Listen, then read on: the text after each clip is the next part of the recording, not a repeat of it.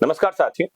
हाल ही में मैंने संभल और अजमेर शरीफ दरगाह से जुड़े एक वीडियो के बारे में आपसे चर्चा की थी और मैंने बहुत डिटेल में समझाया था प्लेसेस ऑफ वर्शिप एक्ट 1991 को। उनकी कुछ धाराओं को भी मैंने आपको समझाया था और साथ ही उसमें एक बात बताई थी कि अगर 1947 15 अगस्त के दिन कोई भी पूजा स्थल यानी कि प्लेस ऑफ वर्शिप जिस कंडीशन में है, मतलब उसको मंदिर समझा जा रहा है तो मंदिर और मस्जिद समझा जा रहा है तो मस्जिद, उसी कंडीशन में रहेगा, उसको वापस मस्जिद या मंदिर में कन्वर्ट नहीं किया जा सकेगा, ना ही उसकी मांग की जा सकेगी। प्लेसेस ऑफ वर्शिप एक्ट 1991 में मैंने ये भी बताया था कि बाबरी मस्जिद और जो राम जन्मभूमि मामला था उसको इससे बाहर रखा गया था। फिर क्या वजह है कि अजमेर में पिटिशन जो है कोर्ट ने एक्सेप्ट कर लिया है, संभल में पिटिशन कोर्ट ने एक्सेप्ट कर लिया है, ज्ञानवापी का पिटिशन एक्सेप्ट हो गया है, तो इस कानून के होने के बावजूद पिटिशन कैसे एक्सेप्ट हो रहे हैं, किसी मित्र ने यह प्रश्न पूछा है। और साथ ही ये पूछा है क्या जस्टिस चंद्रचूड़ के डिसीजन के बाद ऐसा संभव हो गया है कि अब कोई भी व्यक्ति इस किसी भी मस्जिद या मंदिर से संबंधित कोई मैटर कोर्ट में ला सकता है और उसके बारे में ये दावा कर सकता है कि पहले ये किसी दूसरे स्वरूप में था, जैसे अजमेर शरीफ दरगाह को शिव का मंदिर बताया जा रहा है, या दूसरा संभल में जो मस्जिद है उसको भी हरिहर मंदिर बताने का दावा किया जा रहा है। आइए इसकी पड़ताल करते हैं और इस प्रश्न का उत्तर बहुत डिटेल में आप तक पहुंचाता हूं। लास्ट तक जुड़े रहना है आपको इस वीडियो से, और अगर आपके मन में भी ऐसा ही कोई प्रश्न है तो जरूर कमेंट बॉक्स में जुड़कर बताइए। अगर मुझे लगा कि ये प्रश्न जन साधारण के महत्व का है तो मैं उस पर एक वीडियो ला करके बहुत डिटेल में आपसे बात करूंगा। आइए शुरू करते हैं। तो ज्ञानवापी के बाद मथुरा के शाही ईदगाह, लखनऊ के टीले वाले मस्जिद, संभल की जामा मस्जिद और इसके साथ ही अजमेर शरीफ में मंदिर होने के दावे पर याचिकाएं दाखिल हो गई हैं। आपने इस बारे में लगातार न्यूज़पेपर और सोशल मीडिया के माध्यम से जानकारी ली होगी। तो संभल और अजमेर शरीफ पर निचली अदालतों के फैसलों ने पूर्व मुख्य न्यायाधीश DY चंद्रचूड़ को निशाने पर ला दिया है।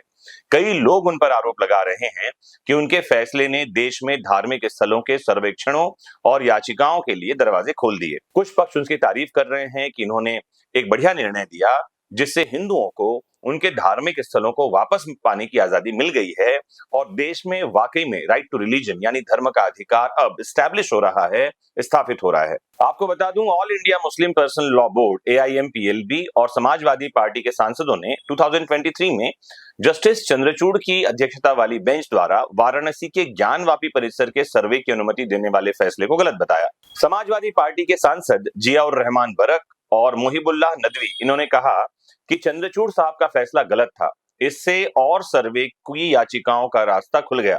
सुप्रीम कोर्ट को इस पर संज्ञान लेना चाहिए और ऐसे सर्वे रोकने चाहिए। पर्सनल लॉ बोर्ड ने बयान जारी करके कहा कि यह फैसला प्लेसेस ऑफ वर्शिप एक्ट 1991 की भावना के खिलाफ है। बोर्ड ने यह भी कहा कि बाबरी मस्जिद मामले में सुप्रीम कोर्ट ने इसी अधिनियम का हवाला देकर कहा था कि किसी भी अन्य पूजा स्थल की स्थिति को 15 अगस्त 1947 के अनुसार रखा जाना चाहिए, उसे बदला नहीं जाएगा।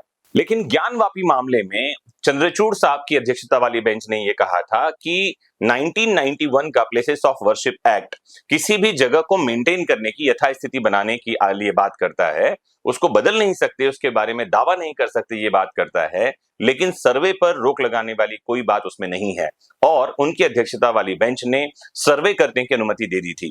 यही कारण है कि लगातार अब सर्वे हो रहे हैं और पिटिशन दाखिल किए जा रहे हैं। तो ज्ञानवापी फैसले के बाद मथुरा के शाही ईदगाह, लखनऊ, संभल, अजमेर शरीफ, इन सब में मंदिर होने के दावे की याचिकाएं दाखिल हो गई हैं। पर्सनल लॉ बोर्ड और विपक्ष इन सर्वेक्षणों को सांप्रदायिक तनाव बढ़ाने वाला कह रहा है। हिंदू पक्ष का प्रतिनिधित्व कर रहे वकील विष्णु शंकर जैन साहब कहते हैं कि 1991 का कानून ASI द्वारा संरक्षित स्थलों पर लागू ही नहीं होता। कानून में ही लिखा है कि 1991 का ये कानून आर्कियोलॉजिकल सर्वे ऑफ इंडिया द्वारा संरक्षित स्थलों पर लागू होता ही नहीं है। उन्होंने कहा कि संभल की साइट ASI द्वारा संरक्षित है तो वहां पर प्लेसेस ऑफ वर्शिप एक्ट लागू होने का सवाल ही नहीं उठता। जैन साहब ने 1950 के प्राचीन स्मारक अधिनियम का हवाला देते हुए कहा है कि यदि कोई स्मारक धार्मिक स्थल है भी तो ASI उसकी धार्मिक प्रकृति तय करता है और संबंधित समुदाय को वहां पूजा की अनुमति दे सकता है। तो 3 अगस्त 2023 को जस्टिस चंद्रचूड़ साहब की अध्यक्षता वाली बेंच ने ज्ञानवापी में जो पूजा स्थल है उसके सर्वे की अनुमति दे दी थी। उसके बाद से ही देश भर में इसको लेकर मांग चल रही है और कुछ जगहों पर तनाव बहुत ज्यादा है। मुझे जिस प्रश्न को पूछा गया था उसका उत्तर देने में शायद मैं सक्षम हुआ होऊंगा। दो तरह की बातें रिपीट कर दूं। पहला, ऐसा कोई भी साइट जो ASI archaeological survey of India द्वारा संरक्षित है, उस पर यह कानून लागू नहीं होता। वो पूजा स्थल मंदिर है या मस्जिद, ये तय करने की जिम्मेदारी एएसआई को दी गई है और एएसआई को सर्वे करने का अधिकार है। वहीं जस्टिस चंद्रचूड़ ने सर्वे के बारे में कह दिया था कि 1991 का ये कानून सर्वे पर रोक लगाता नहीं है। तो मुझे उम्मीद है कि आपके प्रश्न का उत्तर आपको ठीक ठीक मिल गया होगा।